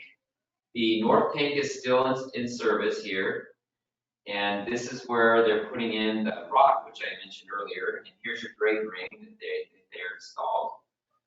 And then you have, I'll zoom in a bit. This fence behind here is protecting the native vegetation behind there, which was very important to state parks. So that's being done. And so I understand that the new tank will be here in the next week or two. They'll be starting to build this tank. And so once they build this tank and get it in service, then we can demolish the old tank. But we want to keep the old tank in service to make sure everything's working right. So that's the reason for that. And so once they build the twin tank, that they'll go ahead and install the Rams Hill tank, not Rams Hill #2 tank. Once that's installed, then they move over to Indian Head tank. So no work has been done on the Indian Head tank as of yet, because that tank needs to be in service forward until the twin tank is in service. Then once the twin tank is in service, we can take down and demolish the Indian Head tank, and that new tank will be built right on the same spot as the old Indian Head tank. Jeff's been working on the land swap. I don't know if you're aware of this, but for maybe the board member that hasn't been here, the old tanks, which is right here, for some reason were not built exactly on the land that the district owned. It might appear that the district may have installed this tank at a later date after the old tank. There may have been a tank before this one that was on there, but anyway, so working on a land swap to have this all fixed in terms of land ownership and in the right place for this new twin tank, and that will be all resolved. So there won't be any land issues after that, I believe. So Jeff's been working on that one. Again, this is another picture from another angle of the twin tank.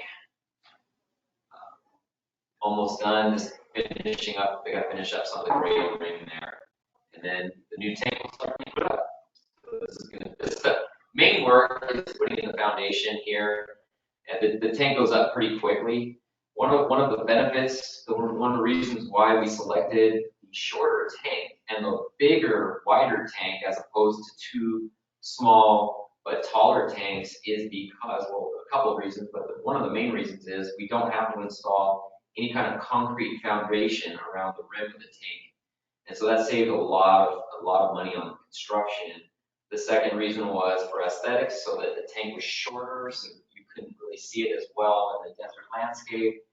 And then the tank will be the sand color too, so hopefully it blends better in with the natural landscape. The district guys also removed some of the trees that were installed at some point that didn't match with the natural vegetation. So at the end of this project, this should be much better aesthetically for the park. So that was one of our goals. And we, keeping the existing vegetation here without damaging as much as possible is also one of our goals. So that's the status of the tank project. And Jessica stole all my other thunder, so I don't have much more to talk about. But yeah, it's all going so far to plan. Yeah, I have any questions that I may have answered. I really appreciate the photos. Thanks. That was, that's really nice to see the progress. We might have to be thinking of a new name for the twin tank, since it's not going to be twin anymore. The twin tank. I mean, well, they'll wonder about that, but yeah, maybe the Palm Canyon tank or the state park tank or something. But anyway, I guess in our history, in our minds, it'll always be the twin tank. Any questions, Diane? David, could you remind me what well fills these tanks, these Ramshill tanks? If memory serves, so there's a different well, like the Ramshill number 2 tank is filled from, I believe, well number 16, which pumps up to Ramshill 1, and then there's pump stations there that pump it the rest of the way up to Ramshill 2, because obviously Ramshill 2 is about 100 feet in elevation taller than Ramshill 1, and none of our wells could pump up to Ramshill number 2. They don't have the pressure enough to do it. So it just depends on which well the guys are actually running at that moment. But I believe Ramshill 2 is number 16, and I believe this one is, you can use the new well, which is well number 9 and well number 11 too, I believe. Yeah. So the well number 11 by the high school feeds the twin tank and number 9.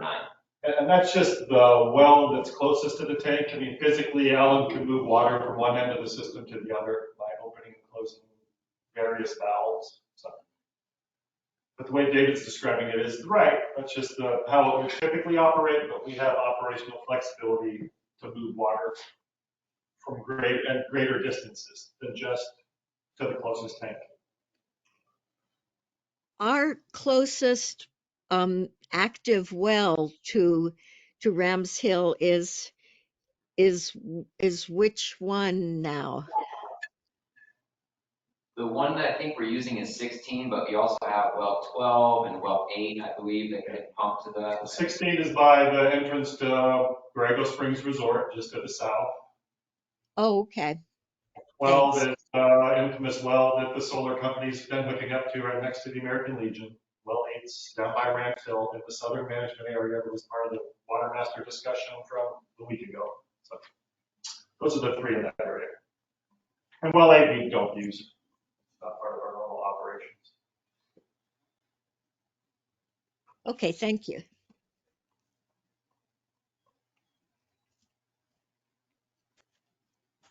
Any other questions for David? Okay. Thank you so much for sharing those photos and giving us an update. Appreciate it, Mr. Dale.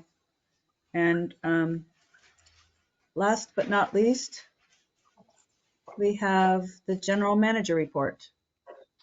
I think we'll keep this brief. We'll talk about a couple grant updates. If you remember, Mr. Bennett, Jim Bennett from the county was at our last meeting talking about a conservation department grant for farmland restoration. Jim feels that could be of use to BWD for acquisition of farmland. And so I had a conversation with Jim subsequent to the board meeting, and the county is still considering actually becoming the kind of the lead agency on this grant. It's a block grant.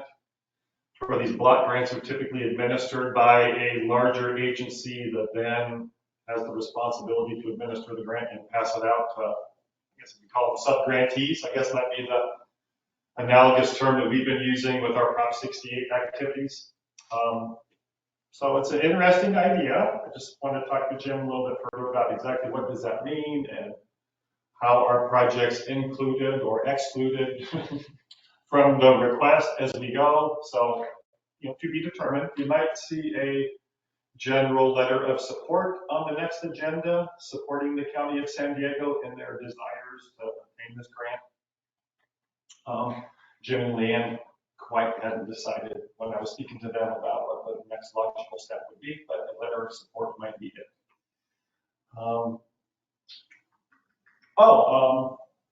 If you recall that we received $3.5 million from the federal government in these direct congressional spending bills, infamous ISA Padilla money. That is coming around again for the current fiscal year. So we need to submit project ideas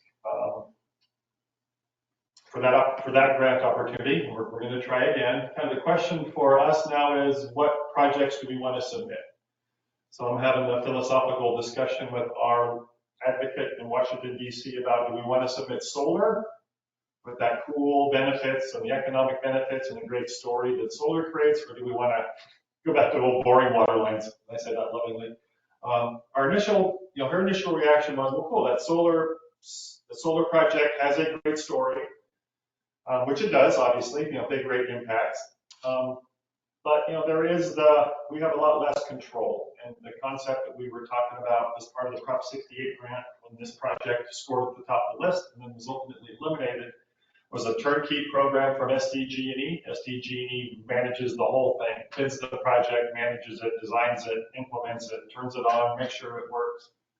And this was a new program that they were starting when I was talking to them. What was that? Last October. About the Prop 68 requirements, and so I have fairly recent updated bids. Quotes. Very, very rough quotes, rough estimates. Kind of the next recommended step was some sort of preliminary design work where you really start to do some more. You ratchet down and you get more specific on the designs. You have the ability to be much more accurate with your cost estimates. But the deal with this congressional direct appropriation is you need to be, the term is kind of shovel ready, which technically isn't true, but you need to be able to spend the money quickly. And I'm just not sure a turnkey program managed by SDG&E that is kind of totally out of our control. Obviously, we're the client, but it's really up to them to get it and make it happen. I just don't know if that will fit. So the alternative projects would be pipeline replacements. Guy sitting next to me, he can spit out plans and specs quick and easy, and we control everything. And sitting here today, I'm kind of leaning towards including the pipeline projects and not proceeding with solar. However, I did send an email to my friends at SDG&E yesterday saying, hey, what's the status of your program? Are the bids or the quotes that you provided me last October still close? Are there any significant changes? Is this program still available? I just want to try to give them one more chance to see if they can sell me on the fact that if this were to get funded, we could turn it around relatively quickly. The gentleman that I had been speaking to in the past is on vacation this week, so I've been speaking to two guys in the past. So I emailed the other guy. I have not heard back from him yet. So in the next day, actually, we need to get these letters of support going out. I spoke to Desmond's office yesterday, and they're ready to sign a letter of support. I just need to know what project to put in the letter of support. Cyrus is talking to our state legislators, and then Anna and Lowry will be talking to the federal legislators to get their letter of support sometime this week. So I just need to decide on level of comfort between solar and pipelines. But I'm not going to lose the opportunity. We're going to submit for one or the other. Honestly, I'm not sure it makes a difference what the specific project is. I don't think our our likelihood of success is greater or less, one versus the other. I think it's the position that the district's in and our extensive capital needs kind of in all areas that we're trying to get help with. So whether it's solar or pipes, it's in essence, it's all the same. It all goes into the same kitty. So yeah, give me a day or so, see if I can get a response from SDG&E, and then as a, say this lovingly, David, worst case scenario, we will proceed with pipeline replacement project. And Jessica and I were talking yesterday, it is deep well and probably club circle, water and sewer would be the pipeline projects that were next on our CIP. And these projects weren't on there until 2027 or something crazy. These were projects that were way out on our pipeline replacement list. So that's kind of cool. We're getting ahead of ourselves, so to speak, and what our original schedules were planned to be in terms of getting these pipelines replaced. So if we do pipelines, it would very likely be deep well and club circle water sewer. Deep well water, club circle water sewer. Each were about $2 million and change, which gets us to 4 and some change, which when you back up 80% funding, I think the max was 3.5 or 3.6 million. So we needed like a $4.5 million project for 80% funding to get us to the grant maximum, which was around 3.5 million. So these three, deep well water, club circle water and sewer, all total about the correct amount to get us back to when you back out the 20%, we're at around 3.5 million for a grant amount, or a direct congressional spend amount. It's not a grant. Then we have still yet to hear from EPA on the direct congressional spend that we received last December. But we're not expecting to hear from them yet. As she told all of us a meeting or two ago, that's probably near the end of the current fiscal year. So summertime, we should be hearing from the EPA about what to do in terms of initiating, planning, bidding, designing, constructing the Borrego Springs transmission main and Sunville, which are the two pipeline projects that were part of the recently approved direct congressional appropriation from our friends ISA and Padilla.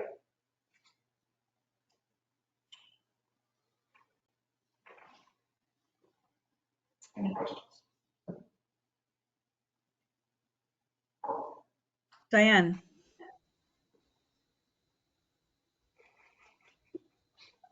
Diane, you're muted.